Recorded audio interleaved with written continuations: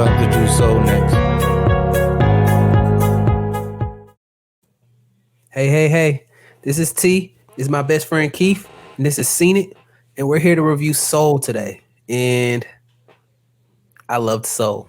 I loved Soul. I don't know if you guys, I don't know if we did if you guys seen the episode where we reviewed Claws. And I mentioned how it was kind of hard for me to get into it. And I usually love animation movies, but this one, I pretty much got into it pretty seamlessly. One of my friends said it's probably because it revolved around music, and I myself am an artist, so maybe that had something to do with it. But I liked Soul. I liked I like that just some of the beats of Soul.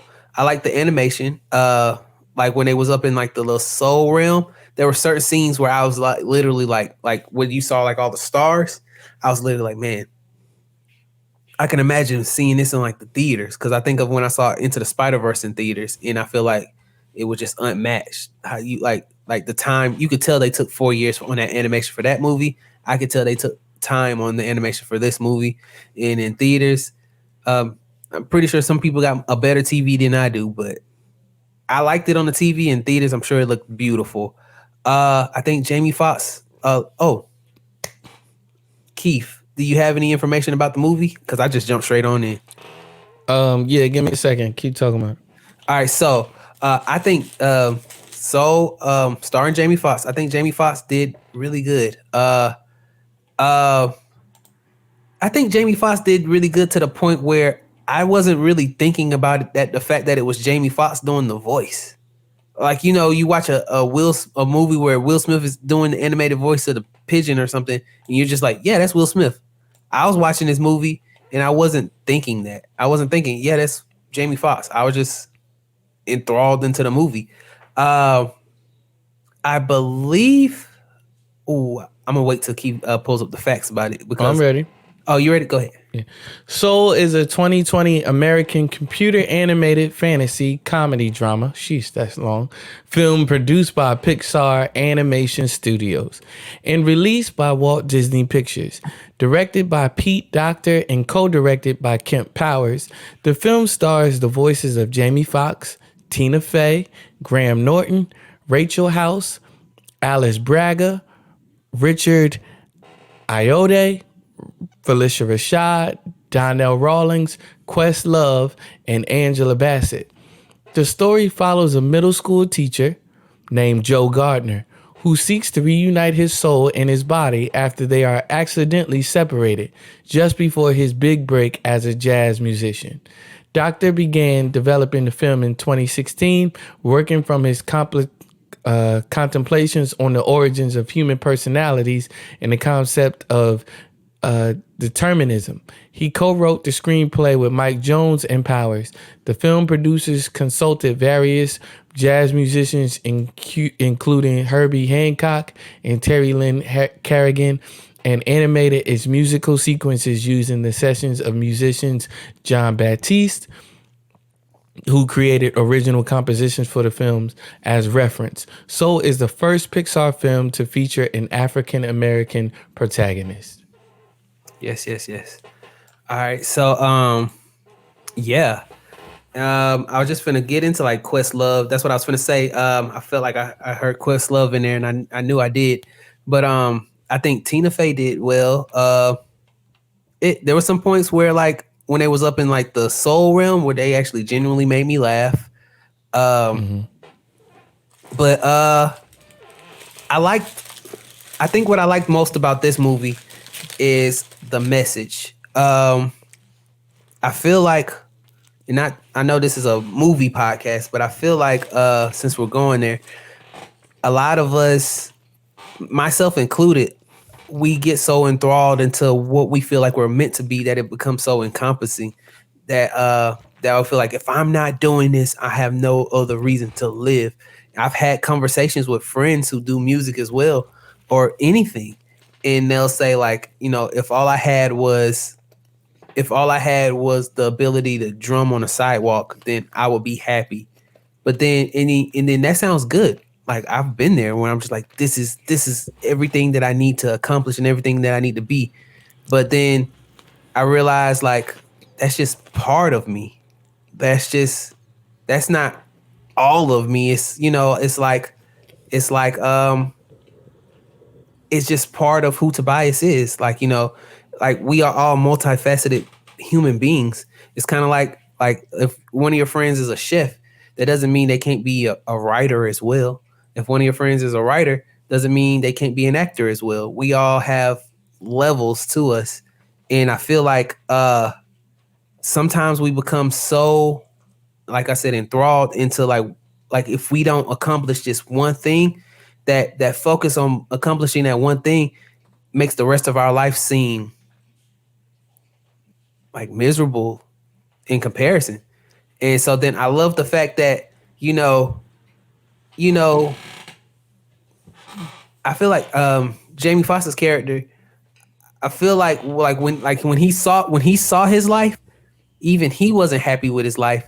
But then his life was still beautiful in a sense. He just couldn't see it because it wasn't like exactly how he envisioned it always. And I think I feel like personally, I know it's a kids movie, but there's like some moments in the movie where I was just like, yeah, this is like a movie that, yeah, for the whole family. But there's moments where I was just like, yeah, I feel like this is for the dreamer. I feel like this is for adults. There's even one thing that I appreciate that they didn't further explain in the movie. The thing about the ocean and the water.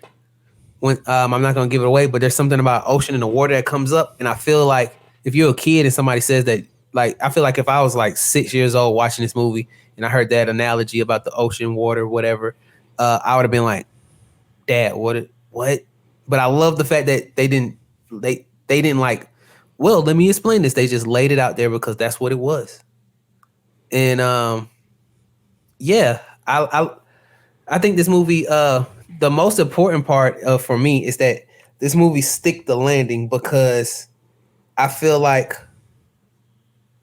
I personally, like Keith has said before, how we've seen so many movies and a lot of times it gets easy for us to predict where the movie is going. Uh, and I feel like in the end, we could we can all kind of know like where's this movie going to go. We can all kind of assess how it's going to get there, but how it got there, and then the very final scene for me, because I feel like I personally, I don't want to ruin nothing. So me and you can talk about this later. But I personally thought it was going to end differently, and it didn't. It kind of just left some stuff up in the air, really. And I was like, oh, okay. I'll be honest with you guys. I don't know what Joe's doing right now. Jamie Foxx's character, like for me, I thought the movie was going to end with him making a certain decision, and it didn't end like that. I was like, okay. I thought I was going to get a life lesson, then learn like, oh, I should be doing this all the time. That's not what happened. And I was like, I like that actually, because at first I was like, is there more movie? But nah. And so yeah, Soul is up there. It's kind of Pixar is a an amazing studio. I feel like I love almost all Pixar movies. There are a few I hate, but when it comes to studios, when you say like, oh, what studio makes the best movies, I typically will put Pixar above like shoot even Marvel, like Warner Brothers, all of them, Fox. I usually put Pixar up there. Like Pixar's, they So that being said, I don't want to just rank. I want to just rank this, but I want to. I'm ranking this in the grand scheme of movies and knowing what that studio was capable of. But I give it a 4. I give it a 4 because I feel like it went down easy. I watched Soul after I watched Wonder Woman, And so that could also possibly be, if you haven't heard it yet, check out our Wonder Woman review. That could also be possibly be why I like it so much, cause I was not feeling Wonder Woman. And so then to go from Wonder Woman to Soul was like, yeah. Like yeah. I didn't I've seen that a lot of people cried during Soul, and you know me, I'm an emotional person. I didn't cry. But I will commend them. Just again to piggyback off of what Keith said before, like how a final scene makes a movie. For me, also the soundtrack, and I don't just mean like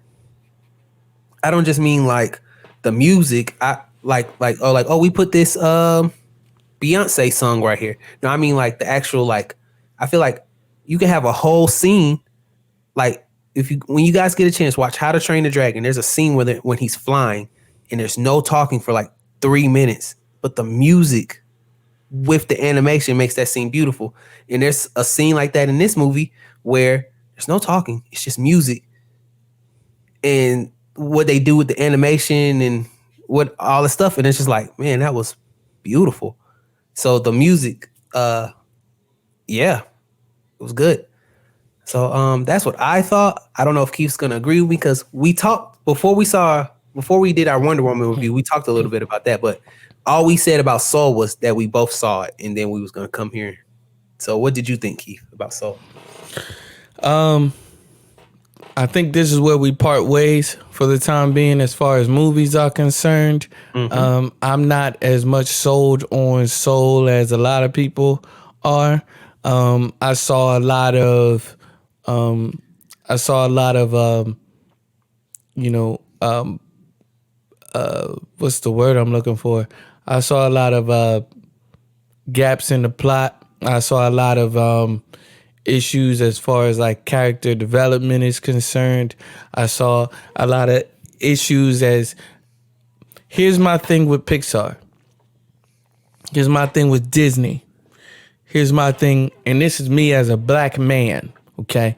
So you put me in this space.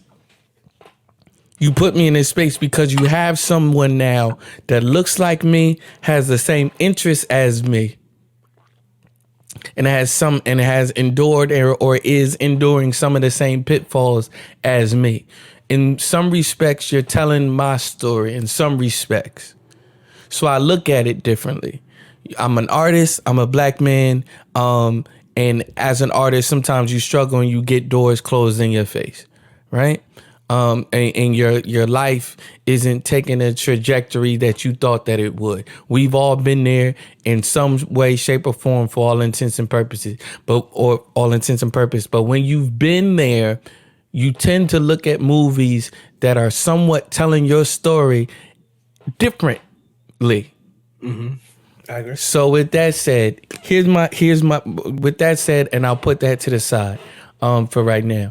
Number one, I am sick and tired of being sick and tired of Disney having the main character be black, but then be in a different body the majority of the film. I knew that's what you were gonna say. Well, that's just one of the things. I'm tired of that.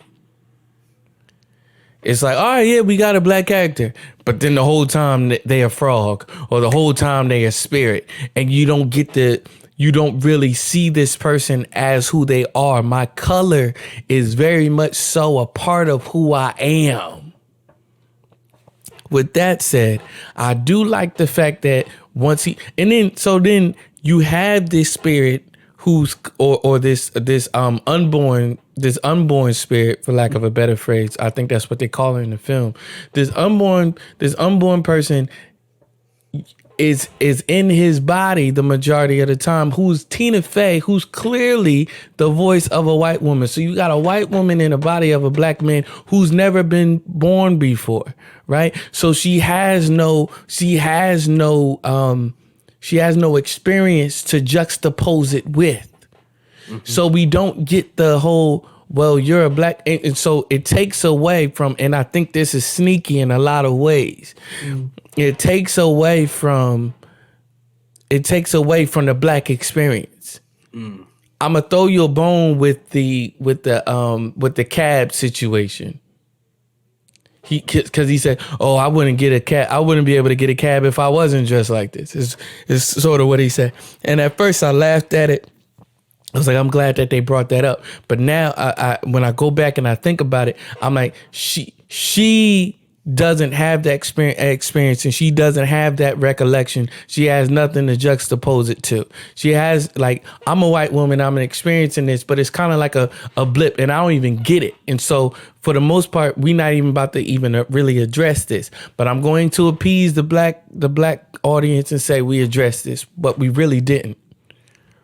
I get it. I get it. That's not the movie for this. But don't bring it up that that's not the movie for this. You talking about jazz, which is clearly a black art form, which is what they bring up. They bring that up in the film. What up, Amanda? I see you 100%. I'll show Amanda's comment. So with that said, here's my other issue with Pixar. You sell it one way. And then it plays out in a completely different way than what you sold it as. So you make me feel as if this movie is going to be full of music and full of jazz, which in the background it might be, but we hardly get to see him play. We hardly get to really have that jazz experience. Like, fam, I would have loved to see him like come up in the ranks or like play in different places and get turned down. Like, let me have that musical experience for real, for real. Don't gaslight me. Don't placate to me and just say, oh yeah, we got some jazz in here and this is a jazz musician. But then the whole time he's a spirit and he not playing nothing else the majority of the film. He played in the beginning and then he plays at the end.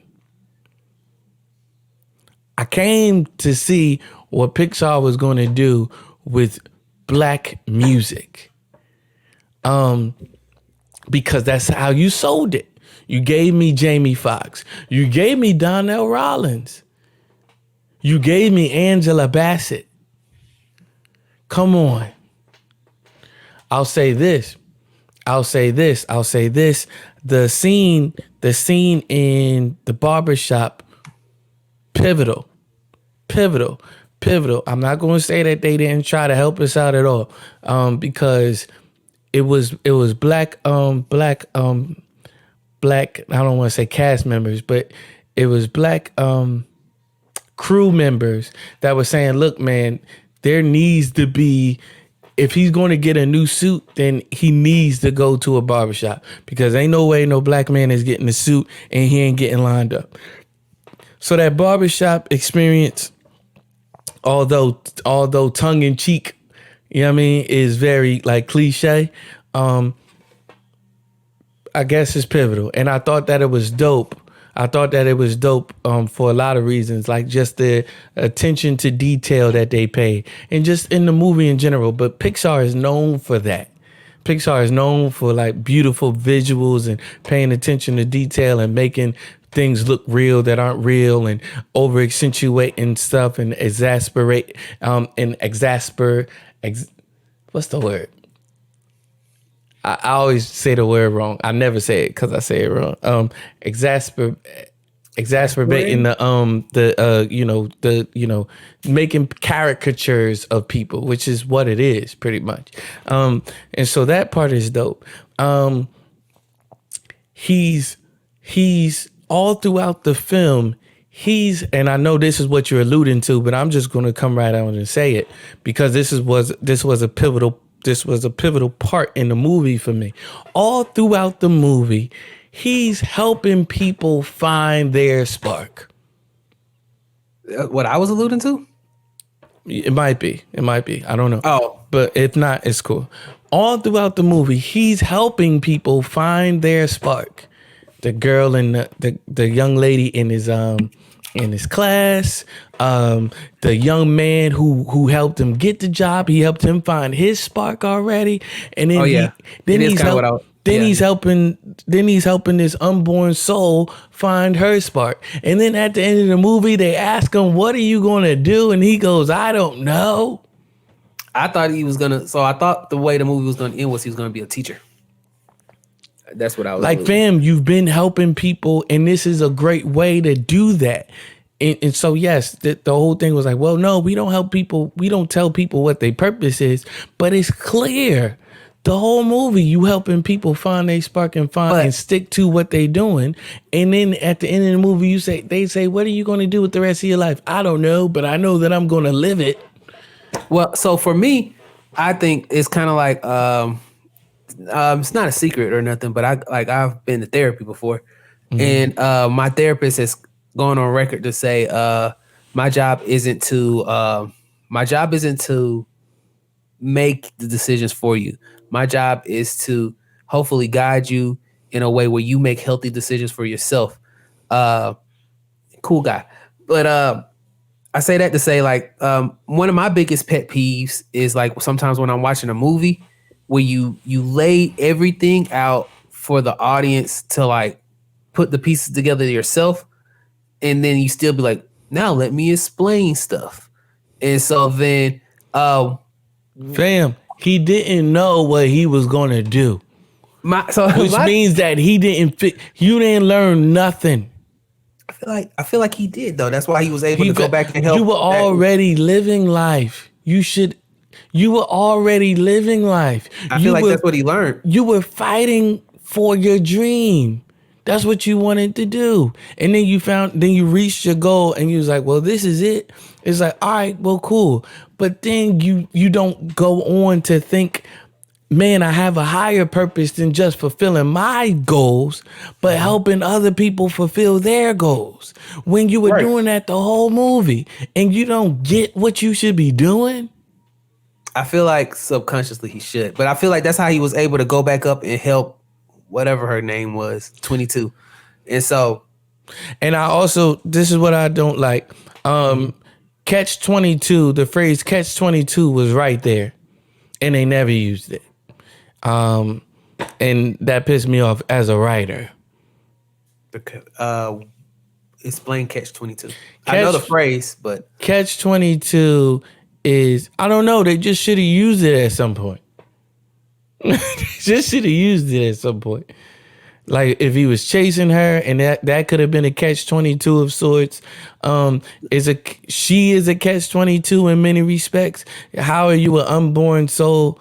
You know what I mean? And you've been up here for thousands of years, and all of these people have helped you to try it too, and you know you didn't get that. Could have been worked in there somehow. I just felt like as a writer, this was a cheap joke that could have been used, and it wasn't, and I didn't appreciate that. That's it. I feel you.